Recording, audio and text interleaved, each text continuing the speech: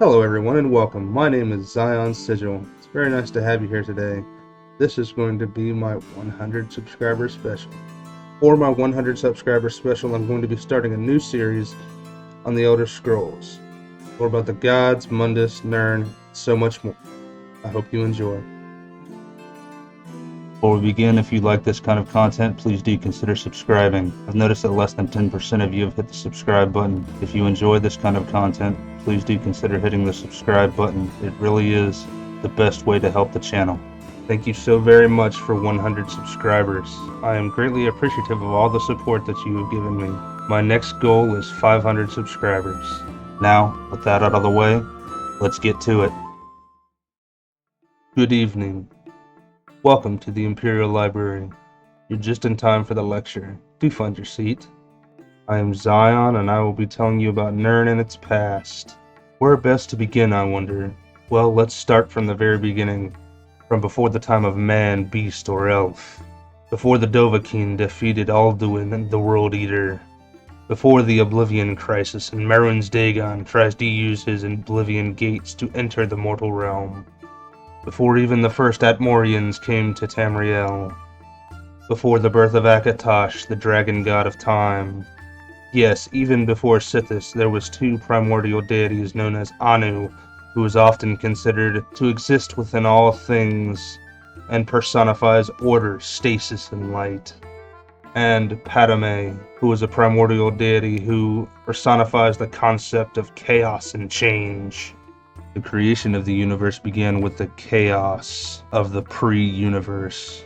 From this primordial nothingness, twin forces of order and chaos arose in the form of Anu and Padme. Both birthed their own souls, Anuel and Sithis respectively.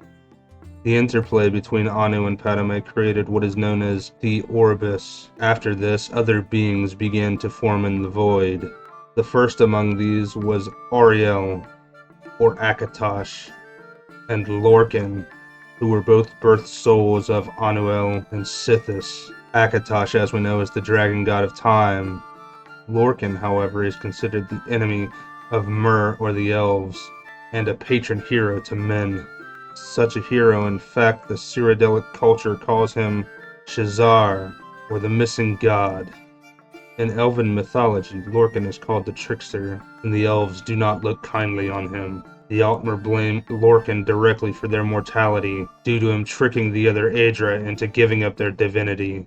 The Et Ada is what the Daedra and Aedra were called before they made the mortal plane of Mundus.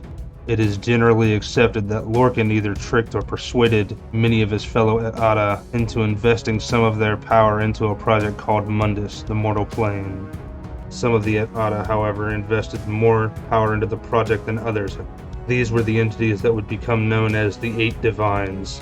Those who could not or refused to participate were the Et Ada that would later become known by the Altmer as the Daedra.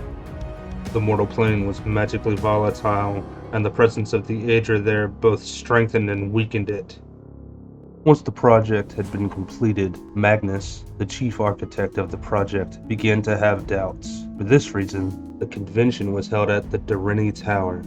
At this convention, it was finally decided that Lorkhan was to be punished for his trickery in pursuing the Aedra to create Mundus. As punishment, Turnamek tore out his soul, intending to destroy it. However, the Aedra were present on Nirn, and Nirn itself was the remain of Lorkhan's body. Thus, his heart was literally the heart of the world and could not be destroyed.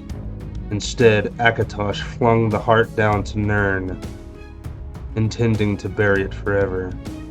His divine spark fell to Nirn as a shooting star, quote, to impregnate it with a measure of its existence and a reasonable amount of selfishness, end quote. Lorkhan's heart was indirectly responsible for at least 3 major near disasters in the last decades of the Third Era, and his remains are connected to the disappearance of the Dwynmer. Nirn's moons, Masser and Secunda, are the two halves of Lorkhan's fleshy divinity cleaved in two. Lorkhan's heart would later be found by the dwarves in the First Era, and we all know what happened to the dwarves. With his divine spark removed and hurled towards Tamriel, the Aedra departed to Aetherius. Alrighty, everybody, that's going to be about it for this episode. If you enjoyed, please do hit the thumbs up button.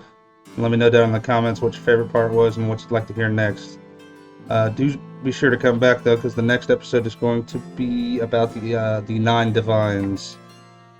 A little bit about each one of them, and then I'll break them up into little segments, starting with the most recent divine, which would be Talos. Other than that, I do hope you have a safe and wonderful rest of your day, and I will see you in the next video. Bye, guys. Oh, and one more thing. Thank you so very much for 100 subscribers. It means a lot to me. Thanks, guys.